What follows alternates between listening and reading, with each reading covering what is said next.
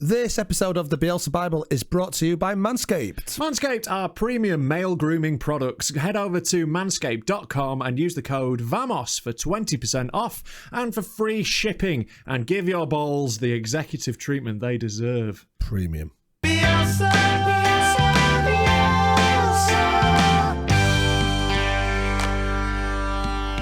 Hello, Bielsistas, and welcome to episode 13 of the Bielsa Bible with Rob Mulholland And Micky P Kerr. We have got a little bit of news, sad news in a way. In a way, we're gonna drop a Bielsa style press conference on you right now, out of nowhere, no build up, to let you know this is going to be the final episode of this series. We're off. We're off. We're gone. We've had a contract dispute. It's not gone well. We tried to settle it like gentlemen. Someone changed something. We were out there. Yeah, me and Micky have had a fist fight, so it's over. We settled it like gentlemen. Yeah. And now we're friends again.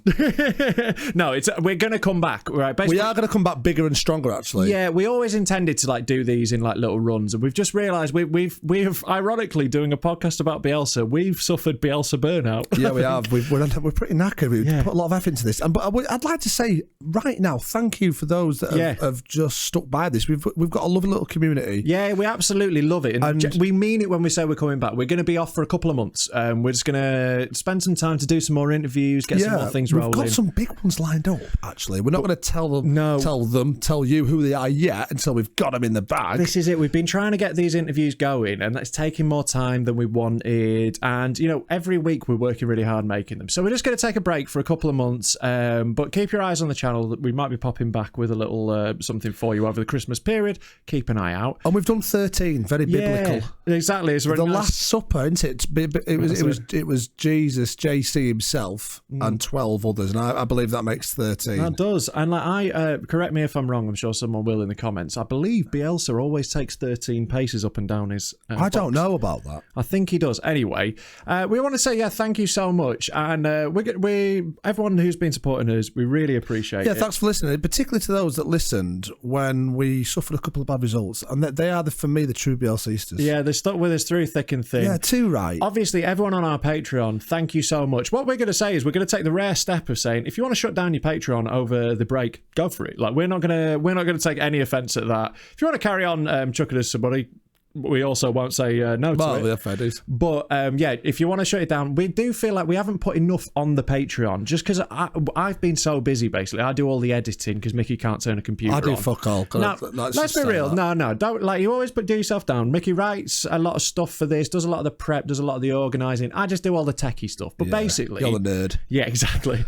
I just haven't had time to put more on there. So we want to, over this break, work out how we can make it better for you. If you have signed up and you are due to be getting some merch, that will be coming to you, don't worry.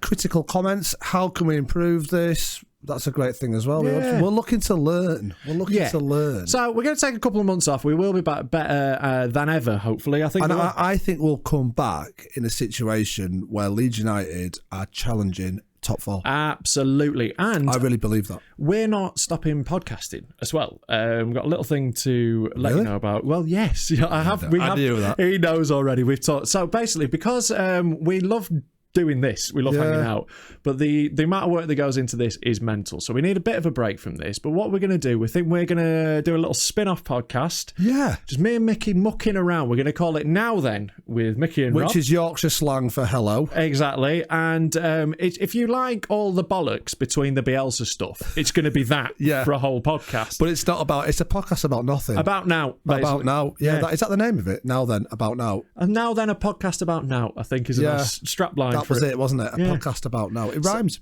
So we'll be mucking around on that. So it will be on this channel. So watch out for it here. We'll be putting it up. So just to conclude this little section, say thank you so much to all the Bielsistas. It's been a pleasure meeting you. It's been a pleasure reading every comment. And stay in touch. And this is an active thing. This is still going. We are just taking a break between series. It's a higher caliber of person, a Bielsista. They really have been. This is what we've really loved. Genuinely, the little community that's formed around this, especially all our Argentinian and like we've got so many friends over in Argentina now. Amigos. Love it.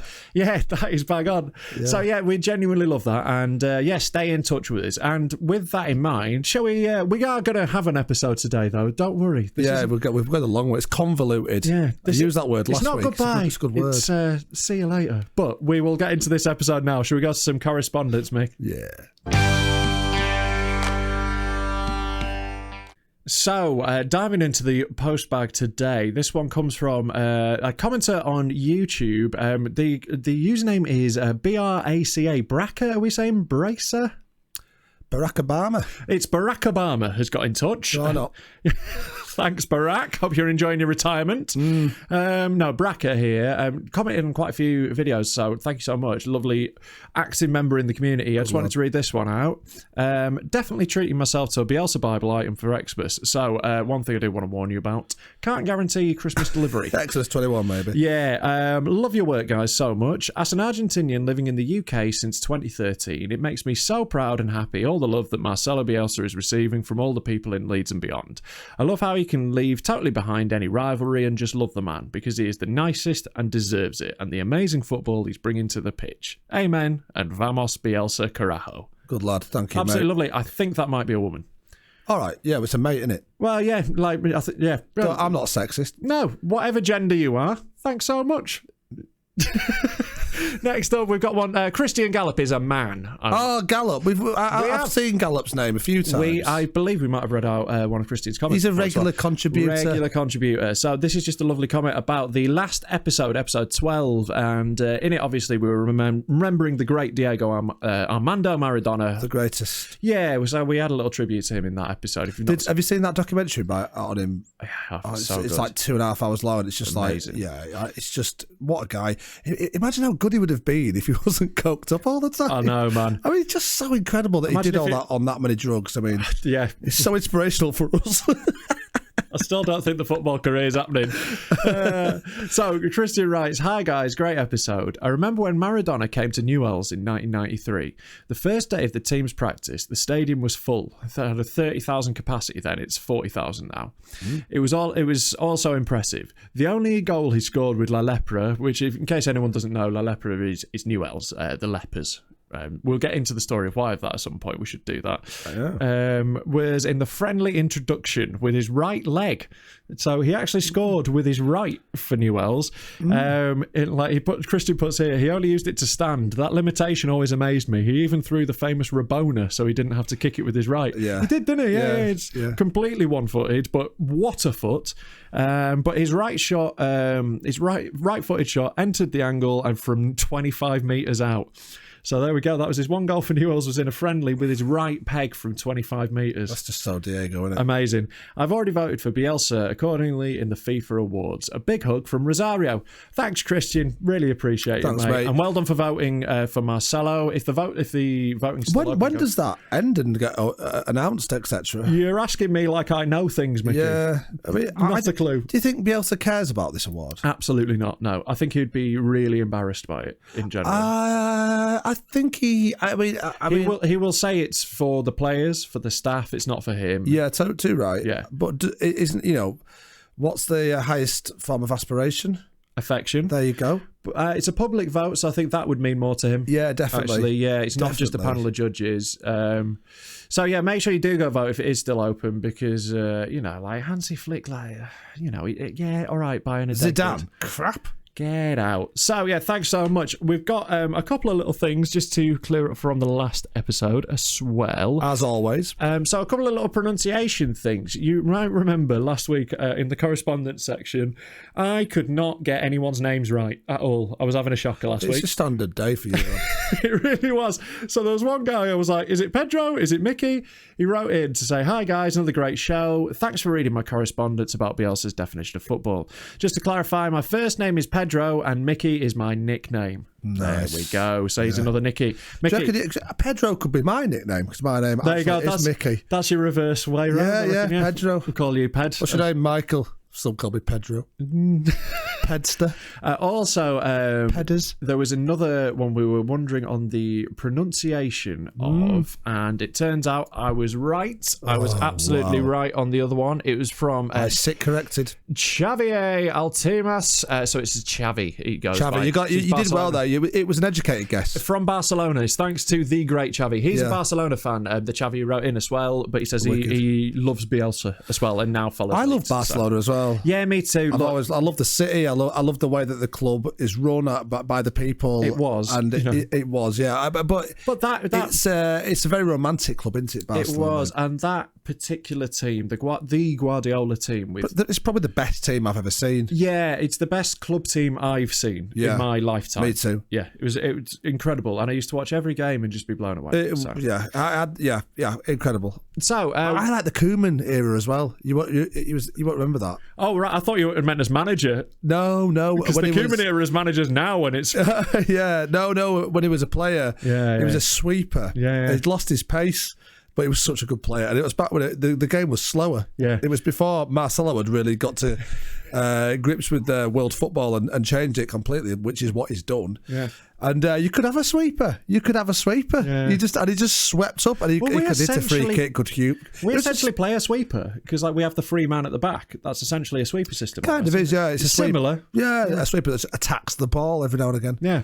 So there we go. A lovely little diversion. Glad we got that right. Happy to clear it up. We've got another returning correspondence here from Ileana Rodriguez. You might remember from a few weeks back. Wrote in. Can't remember what about now, but there's just a little. Right, I'll read this first paragraph, then we'll have a little talk about this, then we'll go into the rest. So, what she put is, every stupid Argentinian that talks shit about England because of the Malvinas Islands War, sorry, I can't call them Falkland, should see how respectful and so they call it something different? Malvinas, yeah. Malvinas, right. Yeah. Should see how respectful and sensitive the people are in your country. I personally love England, not only because you brought the football to my country and the world, but because of the best music bands are from there, in my opinion, but because we share with the English a similar passion for football and music, and all the English people I met are really nice people, and you two are also hilarious. Well, you're right about the last thing. What I do want to say is, that's lovely, but you are getting a reflection of England. There are just as many idiots in this country, don't get us wrong. Yeah, but it's like,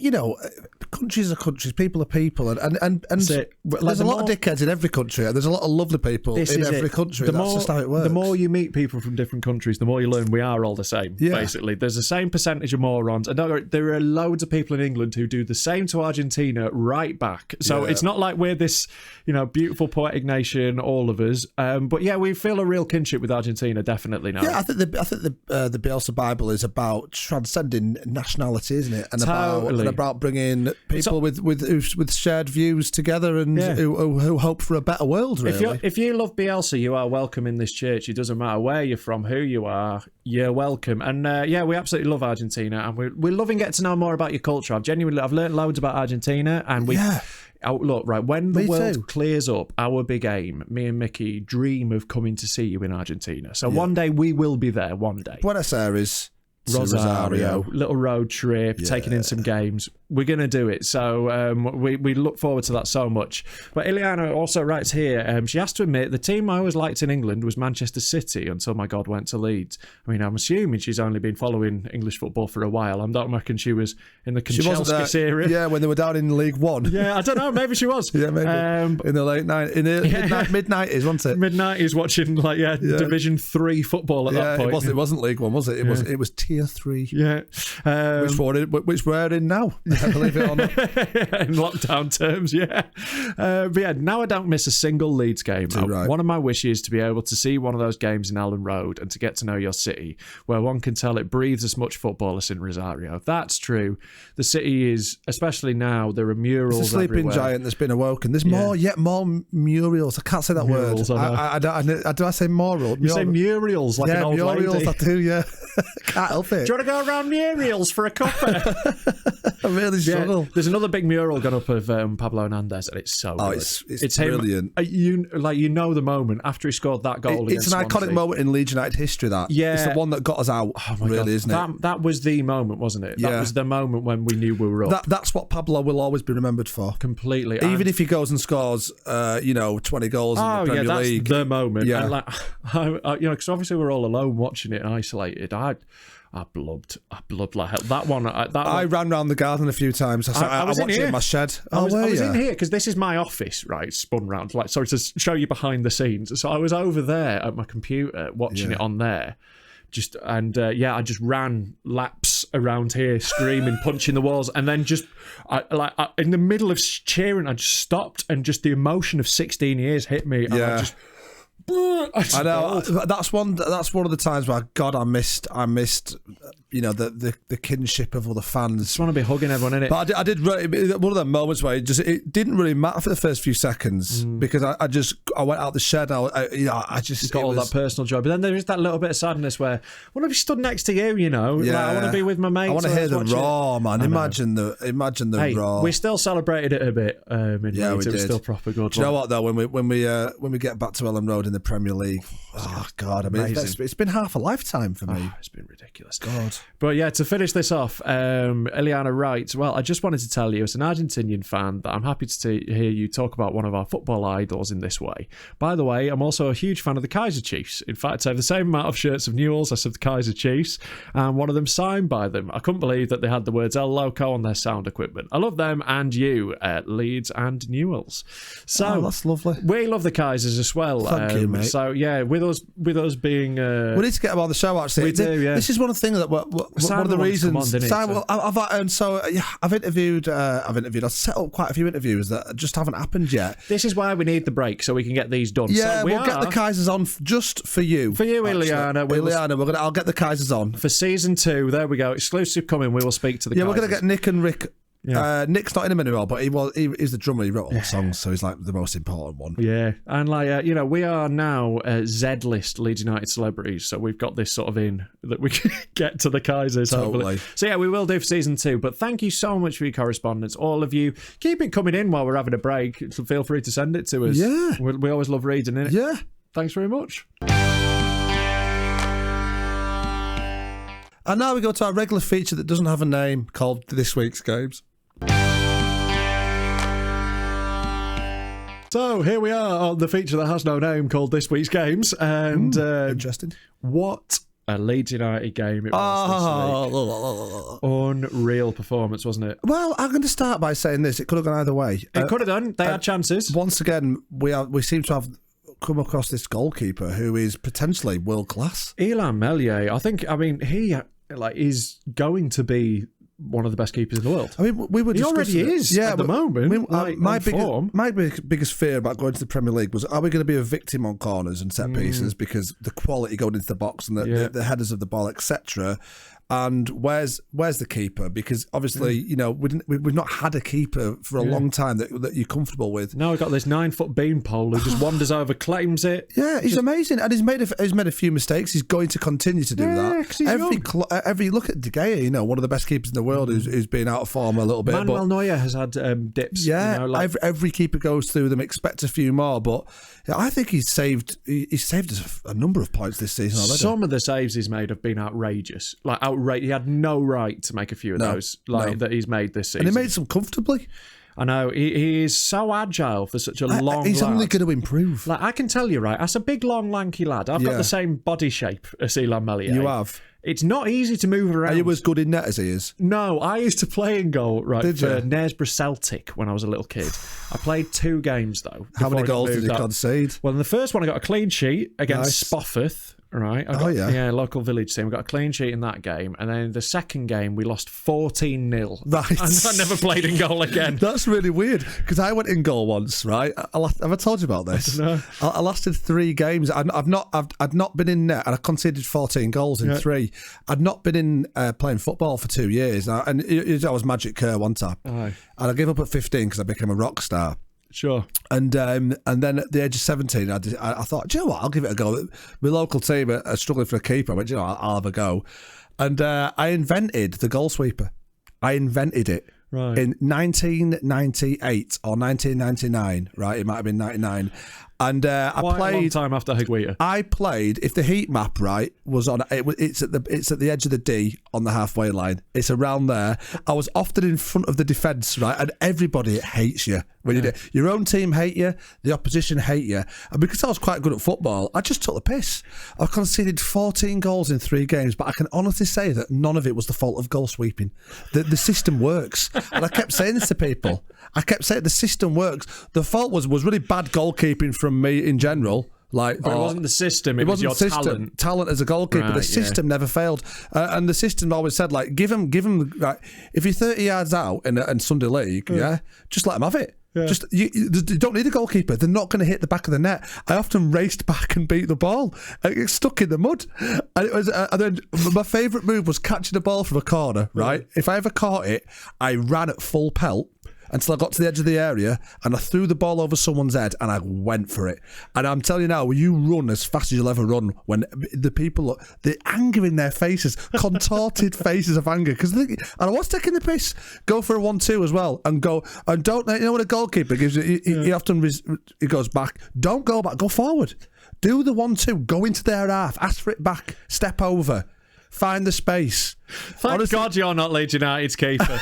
It's amazing. It sounds amazing. Anyway, we've got away from the Everton game. We might have got derailed. Look, this is why we're doing now then as a spin-off. We want to just let this roll. Okay, yeah, sorry about it. We'll talk about that. We'll talk about that on now then. Deeply entertaining. But yeah, Ash was the Everton game. Like, so shout out to Elan Meslier. Amazing. Raf, I mean, do you know what? One of my mate at work said, one of you two said that Rafinha was due a belter. I did. I said was it you? I said at some point he's scoring a screamer. Yeah, and he did. Yeah. He really next did. Game, I know. So he looks like a real player, by the way. He looks like a real player. All credit to Victor Orta, who apparently he's not someone Bielsa went after, but Bielsa said, this guy's got everything I want. Yeah. I mean, real player him. No, I think, he looks incredible. He really does. Adds a real another threat to us. Do you know what I found amazing was the build-up to the Everton game when they showed some stats.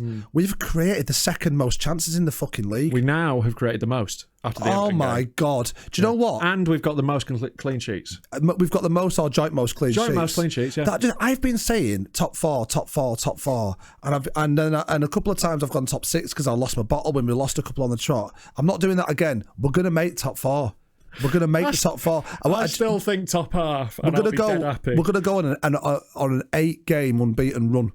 I'm telling you. I'm sure it's going to happen next year. Hey, you heard it here first. He's calling it. I'm calling an 8-game unbeaten run. This new positive Mickey is not weird. Unbeaten, winning run. You've got to bear in mind, right? I've had years of Mickey being the most negative, miserable, pessimistic fan. What have I gone through? I know, man. What have I gone through as a Leeds fan? Do you know? Only Leeds fans know what we've gone through, especially ones of our generation. A certain vintage that have gone through it, have known what it was like, and have gone through this shit. Yeah.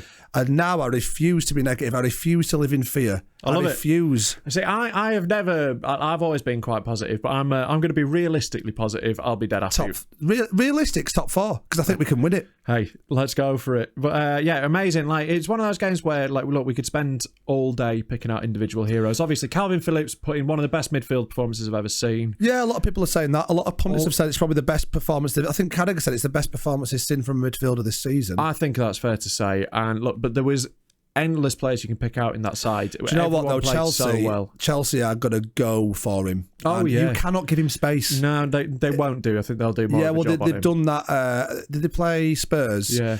I saw a bit of a tactical thing where they've gone for the CDM and they're going to do the same for us. And it's we might struggle with that, but we've got to learn how to deal with that. We have other ways of playing, and we can play over the top. Meslier can play out like a playmaker. Meslier could start doing 1-2s on the halfway line. Right, keep Mickey away from the goalkeeping coach. But yeah, I'm looking forward to the Chelsea game. Obviously, I can't wait. Fingers crossed for that one.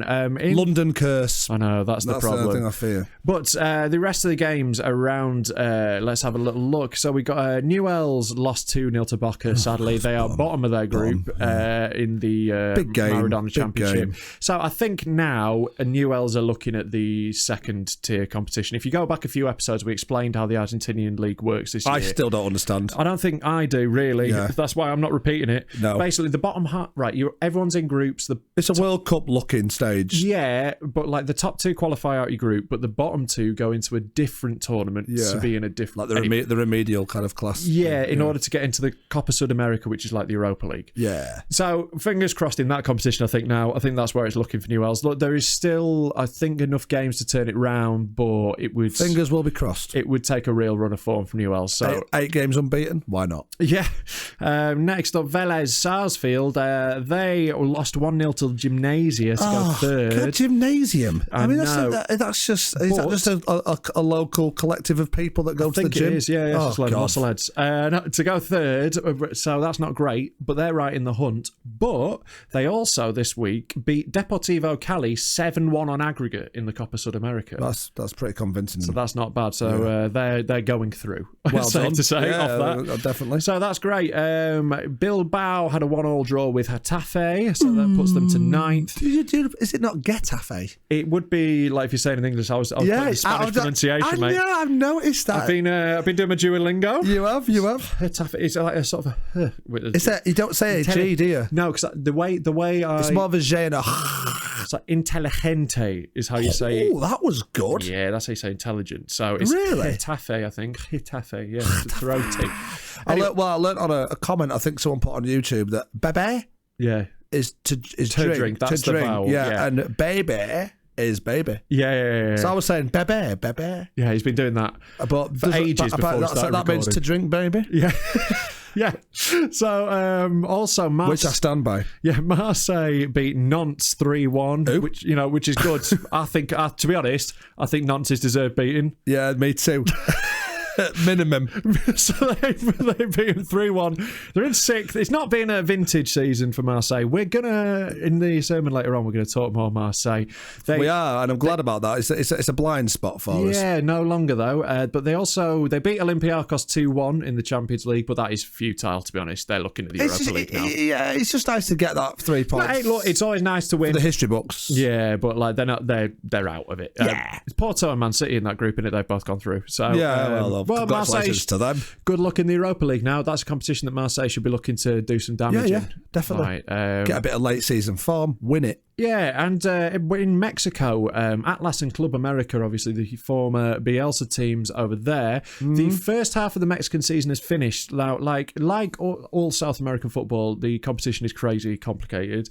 It's less complicated than Argentina. Right. It's basically the season's split into 2 halves. They're always doing this, aren't they? Yeah, so there's an apertura, which is the opening, and the clausura, which is the closing. And so the apertura has just finished. Yeah. Atlas came 16th out of 18th. So. It's like appetizer, isn't it? It is a bit, yeah. It's to whet your appetite. We've got half a season. Half a season for you. Just have half. Just whet your appetite. Just take half a season. See if you fancy it later on. I don't know how strong this season is. Yeah, so I'm just going to do half. Club America, though, finished 3rd. So that's not a bad performance, I think, overall. Yeah, decent. There we go. That's the end of that. Obviously, we're now looking forward to next week's games. The Chelsea one's the big one. Come on, Leeds. I'd love to do them. We're not going to be here to do them. To actually... But obviously, we'll be on Twitter. So yeah, we will. And do you know what? This is... When I looked at the fixture list, I looked at Man U and I looked at Chelsea. And I didn't really... And that was it. They're the first 2. Chelsea is a massive rivalry. So, come on, Leeds. I cannot wait to renew it. Yeah. I just want to beat them so much. I think I want to beat Chelsea more than I want to beat Man United. I don't know. It might be even. I think it's even. It's even. It's as big as Man United. Nearly. It's as big for me. For me personally, it is. Yeah. I hate. God, I'd love to see Frank Lampard cry. Oh, and this Lampard thing's added spice to the fire, hasn't it? It really has. Can you add spice to a fire? You can. I mean, look, a lot of people do it in Piccadilly Gardens in Manchester. They do. Anyway, we're going to leave that there. Yeah, that is the end of our spicy kind of regular feature with no name. I've not tried that yet. Well, don't try spice. If I was in prison, I would. Okay. Well, look out on Now Then podcast for more of this sort of discussion. That's the end of our feature with no name about the scores this week.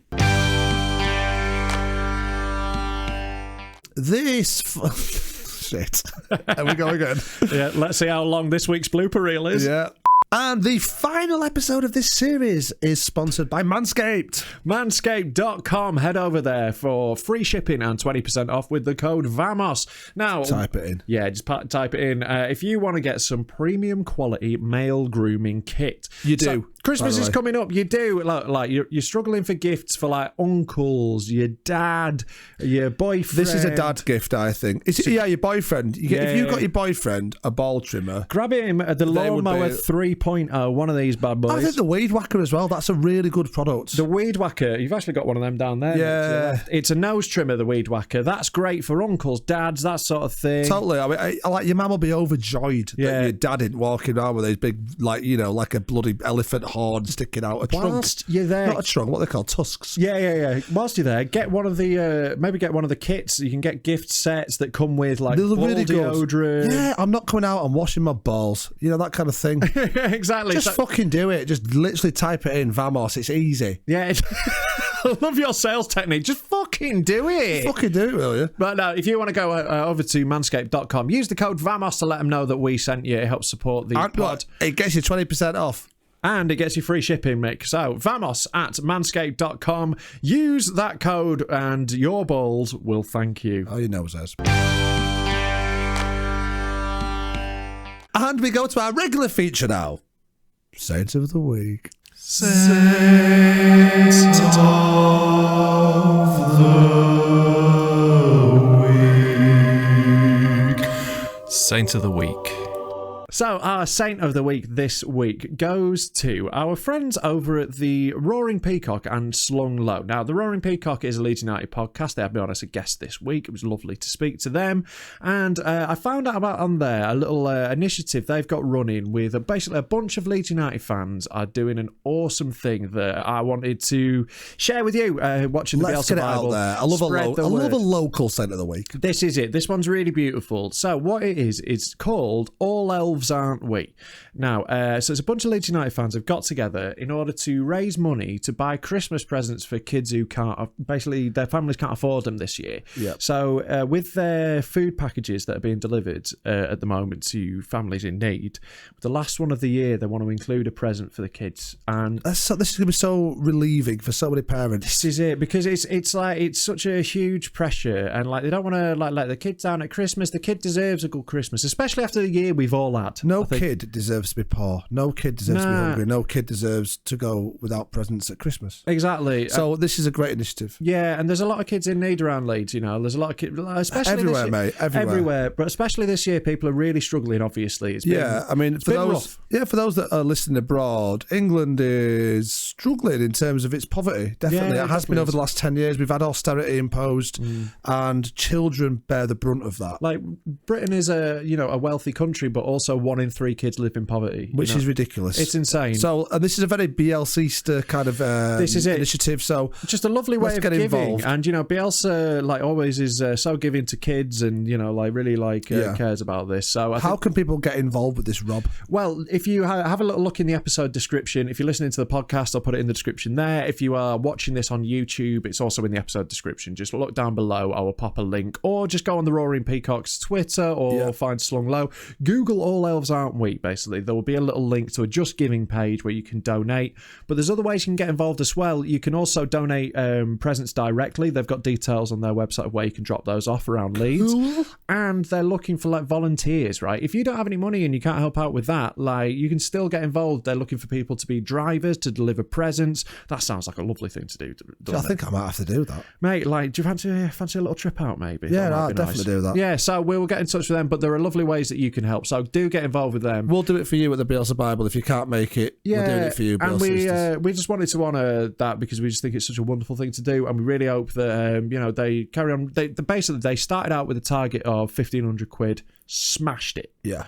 They doubled it to 3,000. They've now smashed through that. So they are absolutely flying. They're raising loads and doing some real great stuff. So well done to all involved at the Roaring Peacock. Yeah, everyone involved with that. And Ewan, who I met the other day as well, I want to shout out. Like, everyone involved in All Elves, aren't we? Big up yourselves. We absolutely love it. You are this week's Saint of the Week. Saint of the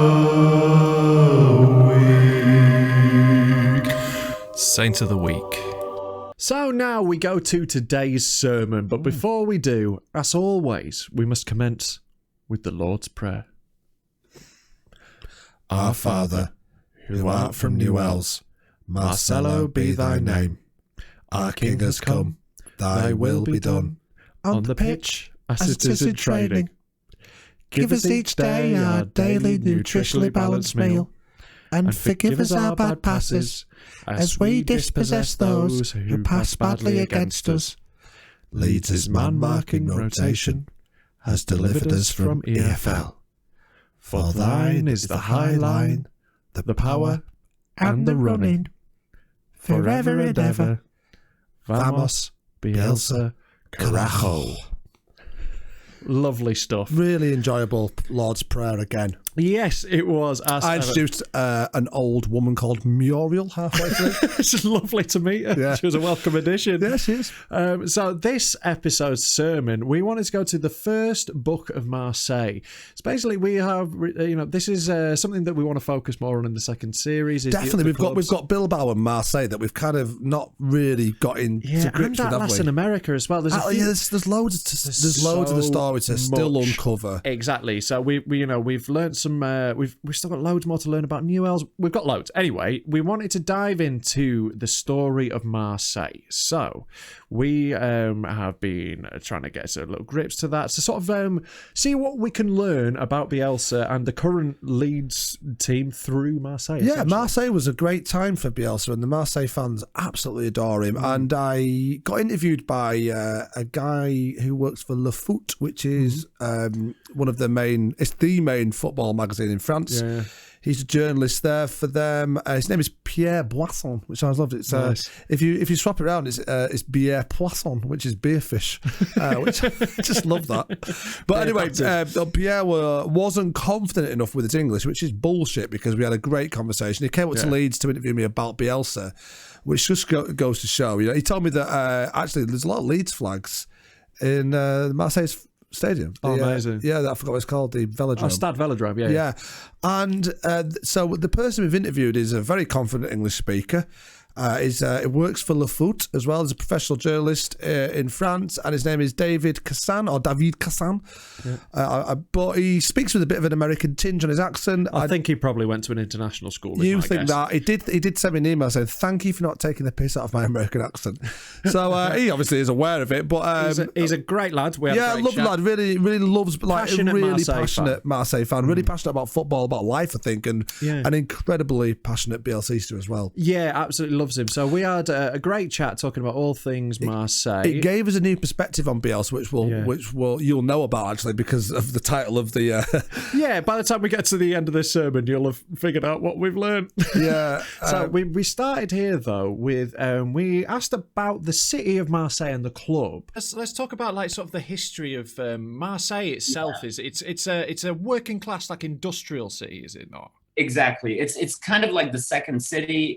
It's the harbor. It's the biggest harbor in France. It's like the counter. I mean, in some way, Marseille is a counterculture. Like I guess in England it would be. I mean, I know you're gonna hate that, but it could be London vs Manchester, I guess. Sure, we'd say Leeds, but I know what you're driving at. Second city over there, mate. No, I understand the analogy. Yeah, totally. Capital of the North, pal. Capital of the North, Leeds. We are financial capital of the North. We'll continue. Yeah, no, we get the analogy he's making. Yeah, it's that sort of cultural spirit. So basically, I know what the story. Just summarize this: like, Paris are fucking dickheads. People from Marseille are all right. Exactly. That's perfect. There you go. So but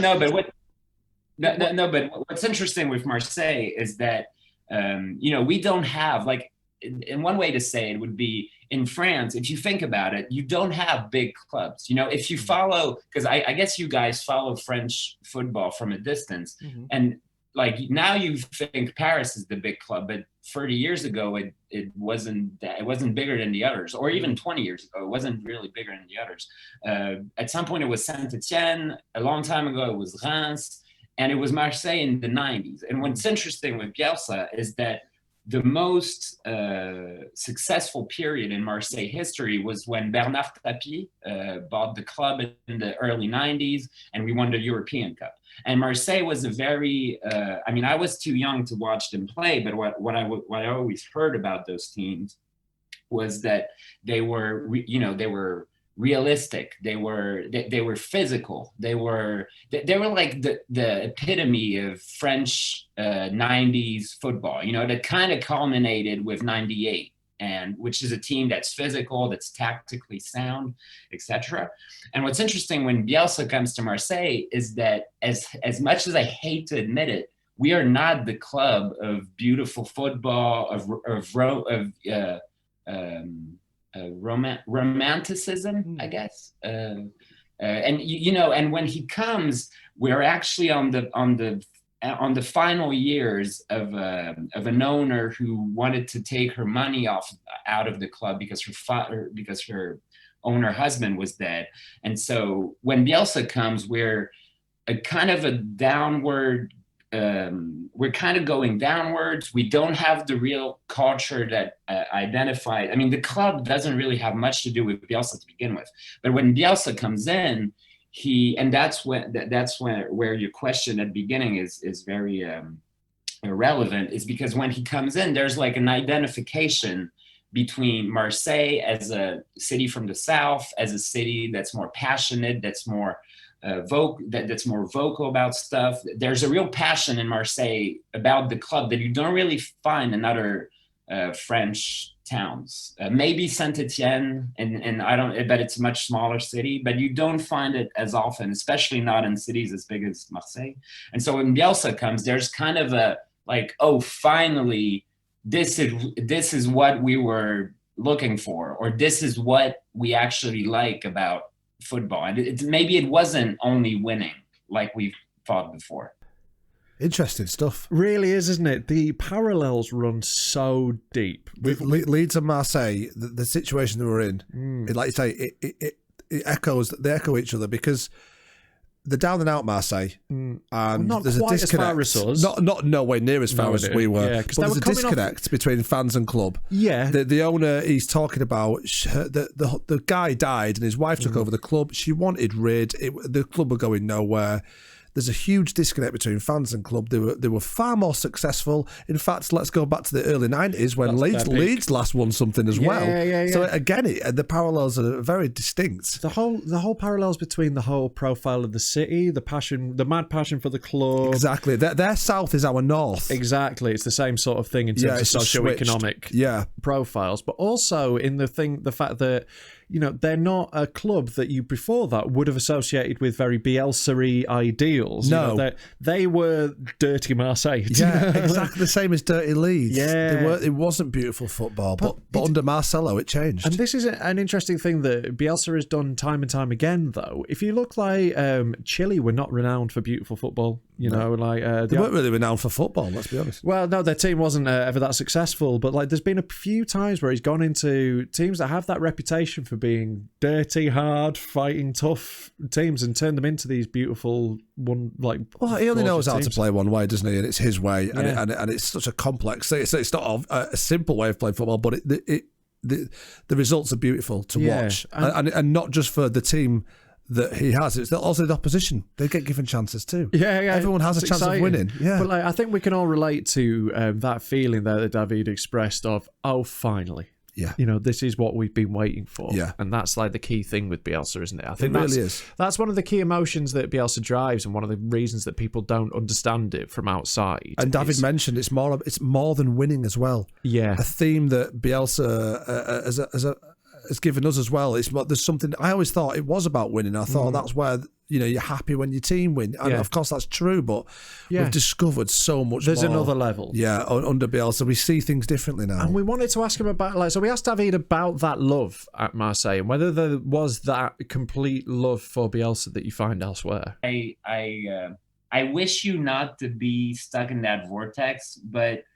it's kind of a debate between. I always get friends, and I guess all of them are not Marseille friends, that don't understand why we like Bielsa so much. And people will say, no, but why do you like Bielsa? You had Deschamps, you won the title with Deschamps, and before he won the title as a coach, he actually won the European Cup as a player. So we love Deschamps, but we don't love Deschamps as a coach as much as we love Bielsa. And now we have Villas-Boas. He took us to second place, which we hadn't done in years. And we still don't like him nearly as much as Bielsa. There's no comparison even made between us fans, but with people that, I've got friends who support other teams who like are neutral, the worst. You all know that. But they're like, why do you like Bielsa so much? He hasn't won shit. Like, oh, he's supposed to be the best coach in the world. Why is he coaching, Lille and Leeds and Marseille? Why is he not coaching Real Madrid? And it's kind of if you don't get the feeling, and I gave up explaining. You're doing a very good job of it, and we're trying. Yeah, you're trying. It's like being in love with someone, isn't it? It's like being in love with a woman. You can't explain why. In some way, yes. In some way, totally, yeah. And that's why I already told Micky that on by email, but. That's why a lot of my Marseille friends watch Leeds as their second, third team. I am incapable of doing that, especially when Marseille is literally, throwing spikes in my eyes every time I watch them these days. So I can't, why would I watch my girlfriend having amazing sex with some other smelly English guy? No. And it's really good, man. It's amazing. I gotta tell you. I'll be honest, we're happier than you've ever been. Yeah. We're better for him. Glowing. We're better for him than you ever were. We treat him right. That's the difference. But I mean, as long as he stays, I'm kind of happy for him and for you guys. That's such a classic ex-boyfriend response. No, I'm happy for you, actually. Yeah. I'm doing fine just now. With Champions League runs, great. We've got Villas-Boas now. It's fine. I've not settled. Do you know what though? It's a new perspective because David has had the Bielsa experience as we're having it now, and he's fully committed to it, and he's had to watch Bielsa go after just one season. I know, it's not enough, is it? No, it would not be enough so at all. frustrating to lose that after so quickly. We are so lucky to have Bielsa for we this are. long. We are. What I want to get across to the Bielsistas at Leeds United right now is we are going to lose this man eventually at some stage, and we've got to start appreciating every bloody second of it, because someone's going to come to the club and it's going to be about winning again. Someone's going to come to the club and try and be defensive against top teams and concede, ground to them and just go, oh, that's part of the bus. Someone's going to come to the club again, and it's going to be like it was before. Yeah, potentially. Well, it is. At some point, but whatever direction we go in, it'll never be this again. This is a one-off. This will never, ever happen again. Exactly. So we've really got to drink in every second and really appreciate it. This is a theme that came up time and time again with David, is that longing of someone who's lost something so beautiful. It was genuinely profound to see how much it's... It made me realise that I am going to be David soon. Oh, that's God. Me. I'm looking at myself there in a few years. I mean, hopefully a few years. Yeah, I think we've got a bit more time. I've been thinking about this a lot, obviously. I've not included the clip where David says that when Bielsa left, it was a shock. It was a surprise, and you feel like that's going to happen to us. Yeah, this is it. It came out of nowhere like it did in other times. He left after one game of the second season. Well, who leaves after one game? We want to cover... who leaves after 2 days? We want to cover more of the facts of the situation in a future episode when we've got some more interviews. We wanted to just talk about the feeling today, and that's it. That shock coming out of nowhere. It could literally happen at any point, and we thought it was going to happen at the Spygate conference.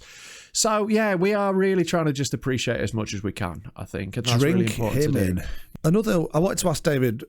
I'll call him David because I'm a bit classy. I wanted to ask David what it was like to kind of lose Bielsa, and he went into this really beautiful explanation of you can't explain Bielsa to people that don't know because we have been enlightened. Well, let's let David talk on. Again, I only wish for Bielsa to stay at Leeds as long as possible, but I'm sure whenever he leaves, whenever he stops being coach for Leeds United, I'm sure you'll get the same like frustration with people not understanding what this was about. And I had the chance to interview the new owners when they came in. I guess it was 2016. So 1 year after, maybe it was 2 years. I'm sorry. I think it's 1 year after Bielsa left. And you asked them questions, but it wasn't really the question, but like, would you consider taking Bielsa?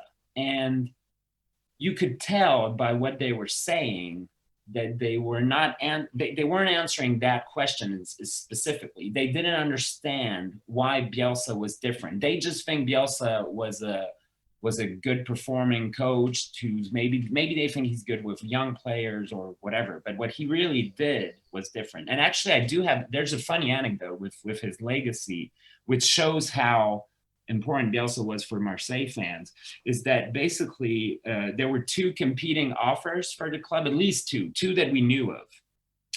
One was the guy who actually who ended up buying us off, which is an American from Boston. And the competing offer was a guy from Luxembourg who ended up buying Lille. And so this guy would probably found out or understood that he was late on the American. And so he went to see one of France's big football media and said, I'm buying the club and I'm bringing Bielsa. And we all went ballistic because we were like, oh, this guy's bringing back Bielsa, oh, you can sleep in my bed and you've got the rest. So, but the thing was that he actually send that out because he was late. And so the Americans bought us. And then there was a whole thing of like, Lopez wanted, like, he was bringing Bielsa. Oh, really? And then he brought him to Lille. And Lille is like the opposite of Marseille and Leeds because it's a working class town, but the club has very little history. The historical club is more Lens, which you may have encountered again. Yeah. Yeah. And so stadium. Huh? Strange stadium. Yeah, exactly. Like that. I've been outside it actually and to look at it and it just looked normal from the outside. But please continue. and no, but so then we saw him going to Lille, which was really weird because it's, again, I don't think there's the same compatibility between Bielsa and Lille that there is with Leeds or Marseille. And so we saw him go there, and of course it went really south in Lille. It never went anywhere. And in some way it was reassuring, and in some way we were like, oh, but Lopez did have Bielsa. So if he bought Marseille, he would have brought Bielsa back to Marseille. And that we never know what would have happened. I don't know. Really interested to know that in future, everyone involved with Leeds and Bielsa, fans, everybody, we will not be able to explain it to people. We already can't. No, we can't. We've already seen it in the last couple of weeks with the amount of with the FIFA nomination, with the amount of people who've just not got what Bielsa's done. What's he ever done? And they just don't understand the love. They don't understand the feeling that the emotions that he creates. Yeah, the fact that he's focused on joy. That's what's so special about Bielsa. He's not about just creating points on a football table. It's about bringing the amateur spirit back into the game, back into the professional game. That's what he's always done. Yeah, it's an interesting point about his move to Lille. Definitely, because it was a strange one. An unusual one, but we've got to remember Bielsa's stock has not always been this high. Like right now, hiring Bielsa at any club looks like a no-brainer. But you've got to bear in mind that Lille came on the back of Lazio, which was an absolute farce. He left after no games because they lied to him. Yeah. Then at Marseille, it had been turbulent, and he'd left one game into the second season. Well, I think they've had such a bad run at the end of the season, and then they lost the first game as well. So it was a losing streak. So it wasn't like he was the hottest property. No, Leeds have been great for Marcelo. And Lille did bend over backwards. It was kind of the problem that happened at Lille. And this is a thing we will dive into in more detail. But basically, what happened at Lille was he was given like a blank checkbook. And there was That's so un-Bielsa. Yeah, there was a big spending spree. And a lot of mercenary players came in who didn't buy in. So it just never quite worked at all. It collapsed really quickly, his project at Lille. It just never got off the ground, really. So I think Bielsa might have learned a lot from from Lille? I think he clearly did, because Leeds is a very different job and he's done it in a really different way. And this is why I think we get to keep Bielsa for longer, and we will for a little longer. It's his project. He's built something. There are constant stages to go up. You can keep improving. Like we have. Yeah, I suppose at Newell's he reached the pinnacle. He reached the top, and there was we learned from Ricardo that the players wanted to be treated differently, and it was a natural thing for him to move on. But at Leeds, you feel like it. I feel like we're top 4 bound, and then you've got the European competition. Bielsa's never managed in the Champions League. There's more and more levels to go. So, I think we're going to win the European Cup. Well, there we go. Again, you heard it here first from Micky. Well, it's hope, isn't it? That's what Bielsa gives us, mate. Yeah, it's giving that hope to the. Why would I give up on that? Why would I throw that hope back in his face? You keep it. So, David will be you soon. That broken man watching the love of his life. Yeah. With another lover. That will be us soon, my friends. So, but I suppose the Bielsistas from Argentina are enjoying this, and wherever Bielsa goes, we will follow him, of course. Completely. And he was. We talked to him about the current state of Marseille. Obviously, we're interested in them now. We follow them. Yeah. And they are doing okay, but not with a great style of football. It's not as beautiful as it was. No, and that is something that obviously, if you've experienced Bielsa ball, that's something that's important to you. And we spoke to David about this. Yeah, I don't know if it's part of the actual Bielsa Bible yet, but Bielsa has something when he talks about winning a game where you played poorly is actually a problem, because it makes you it gives you the illusion that that's the way you win, and that's exactly what's happening to Marseille this year. We managed to get victories because we play in a very poor league, and we do have Payet. We have a few very good players that can get you by in games where you're shit. You'll get a free kick or whatever. Do you know what? I absolutely love that.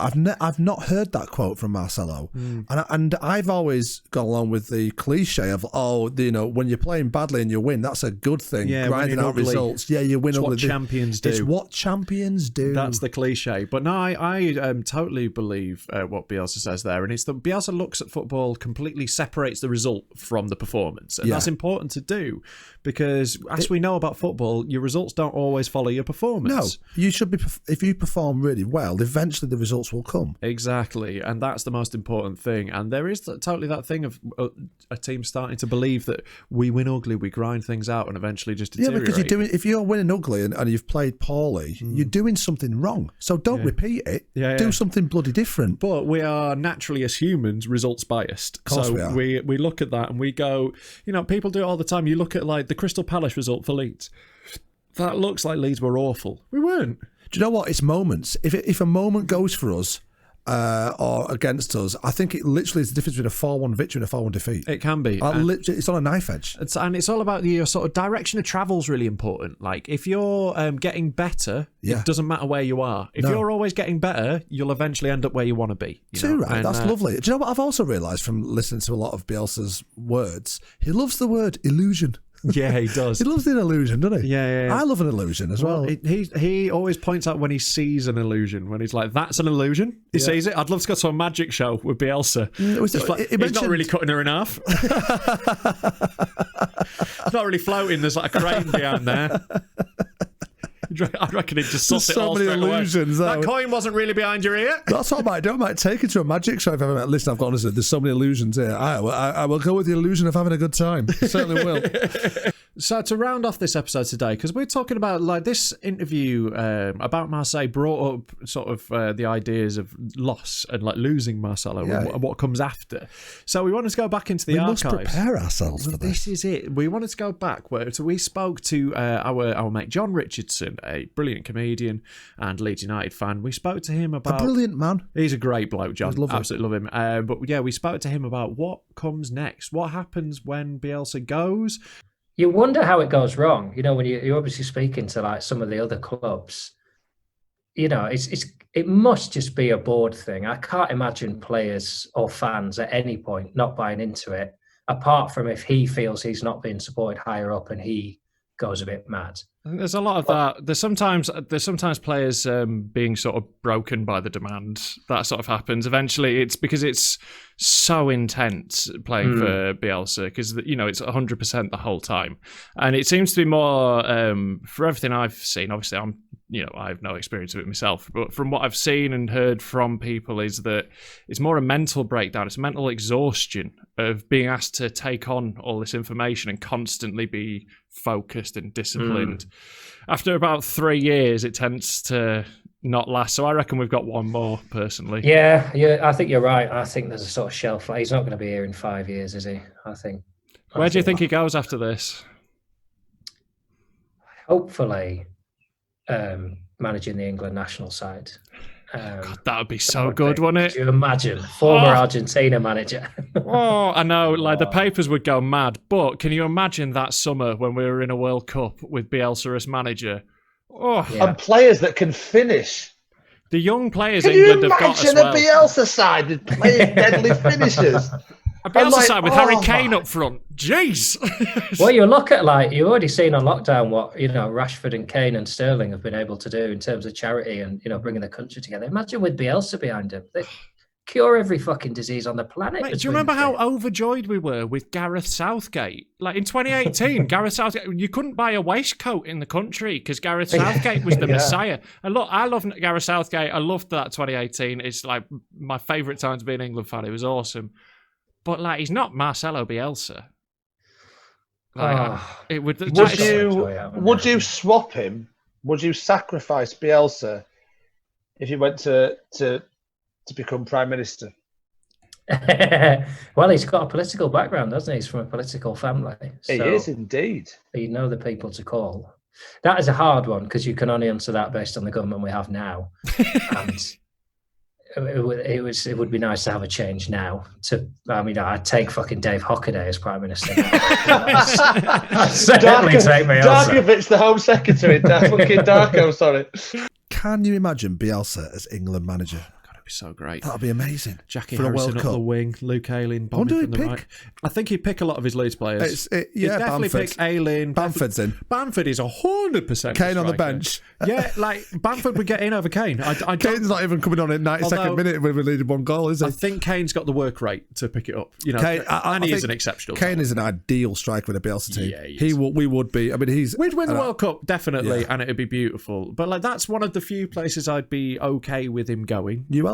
That's it. If Bielsa leaves Leeds to go to Newell's, that'd be a great story. Can you imagine getting out to Newell's and Bielsa's managing and watching Newell's game? So I hope I hope he returns home. To be honest with you, I hope he goes back to Newell's. Yeah, me too. Yeah, me too. I want that for them, and I want that for him. Yeah, the Newell's fans deserve it. It would be a beautiful ending. And look, right, I want to go back as European champion, though. And in a couple of years, when he goes back, Leo Messi's going to be winding up his career. That'd be sweet. That'd be sweet. So Bielsa goes back. Dream. This is it. Bielsa goes back to Newell's. Messi follows him, and Leeds. And we move to Rosario. Yeah. Why not? And Leeds are European winners. This is what we hope. This is the dream. But I think no matter what happens results-wise, it's about us enjoying it now. Because personally, I think we've got another season at least. I don't think Bielsa will see this as a proper season because we don't have the fans. 100% he's staying here. Fingers crossed. As long as no one on the board messes with him. Just leave him alone. Laissez-faire. Let him do what he fucking wants. So I think for this time, though, drink it in and appreciate what you've got whilst it's here. This is a glorious ride, guys. All good things come to the end, like they do. We are going to finish top 4. Yeah, well, I'm telling you now, we are unbelievable. We are. We're going to get stronger. We're getting stronger. I'm trying to wrap this up. For fuck's sake. Top 4.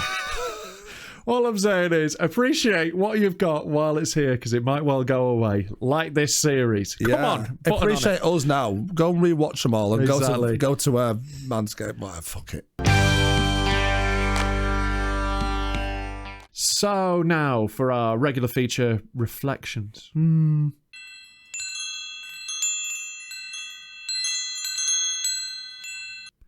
So what have we learnt today, Mickey? We've learnt that one day Bielsa will leave and it will be like watching the love of your life shagging your dad. Yeah, Bielsa's going to make football cooks of us all. He really is. We've learnt that Marseille fans are very passionate about their man, Marcelo. Yeah, we have learned that I was right in pronunciation when it comes to Xavi.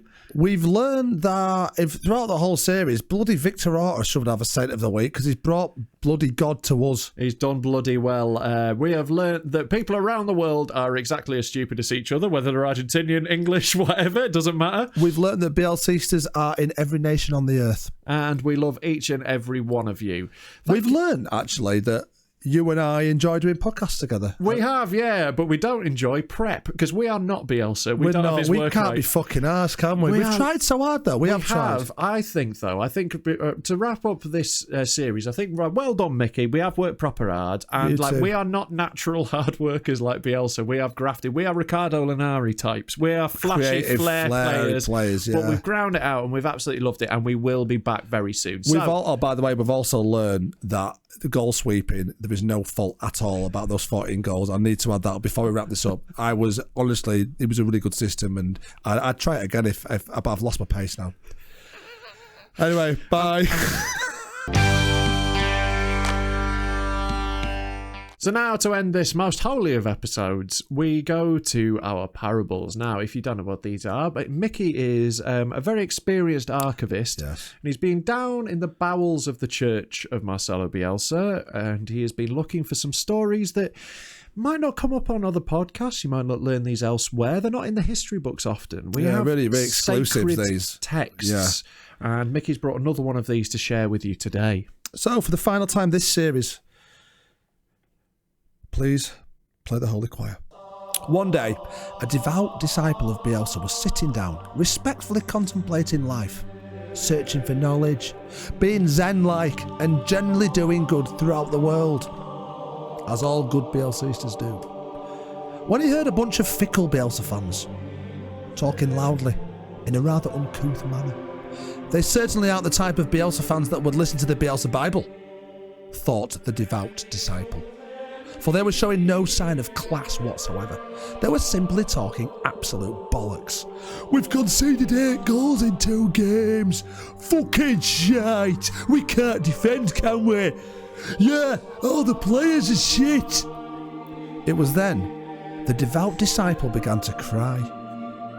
He cried not for himself, nor even for his club, but for the entire human race. How could a human even contemplate slagging off God after he had done so much for his club? After he had saved us from ruin? After he had restored our pride and given us glory? After he had shown us there was still beauty in the beautiful game? After he put Leeds back on the map and got the whole world enthralled with how we approach football, how we entertain, how we fight to the very last minute, how we give everything? After he offered us a new way of looking at the world, a fresh and inspiring perspective. After he had given us the most precious gift a manager can provide, hope. True, glorious, unadulterated hope. The true disciple knew that he could not allow the word of fickle fans to besmirch the name of God, and he could bear it no longer. So he unzipped his holy tracksuit and strolled confidently over to the gang of absolute morons. Listen up, for I will say this only once, he began. You what, dickhead? Replied one of the morons. Listen up, for I shall say this only once, stated the true disciple, wincing slightly at the ironic repetition. But his speech had begun now, and nothing could stop it. You lot literally change your mind about a single player 6 times a game depending on whether they just did something good or bad. Because as a football fan, you suffer from peak end view, which is a psychological trait that places too much emphasis on recent occurrences and distorts the bigger picture. The problem is, mate, you don't even know you're doing it, do you? You don't have a clue. Your opinion on football is in a permanent reactive state. It has no structural framework. It's like listening to an argument between a pissed-up tabloid newspaper and Twitter. You've got no idea what you're talking about, and you don't deserve Bielsa. Now let's settle this like gentlemen. And then suddenly, Rob Mulholland appeared from nowhere, vaulted over the bar, got hit by a woman and fell at the feet of the devout disciple, who was, as you've probably guessed, me, Micky P Kerr.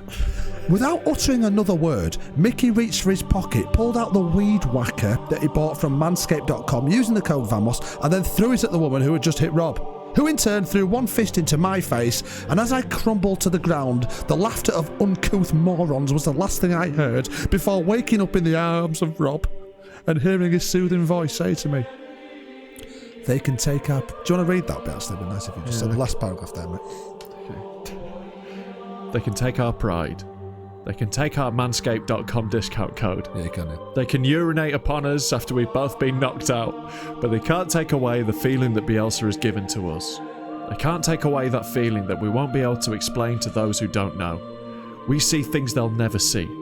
Hold on, my Bielsista, but let's think twice about fighting, because we're both soft as shit. True. Another true parable. Really true, that one, wasn't it? Do you remember that day? No. There's a bit of a Noel Gallagher quote there. They'll say, I love that. You and I are going to live forever. Yeah. Beautiful. So we'll see things they'll never see. Yeah. And I think that summarises Bielsa's feeling towards Bielsa, and we will see things they'll never see. Yeah, and we'll see you in a couple of months when we come back next break. year when we're in the top four. I think we're going to fucking win the league. I'm going to be honest with you. I'm holding back on when I say top four.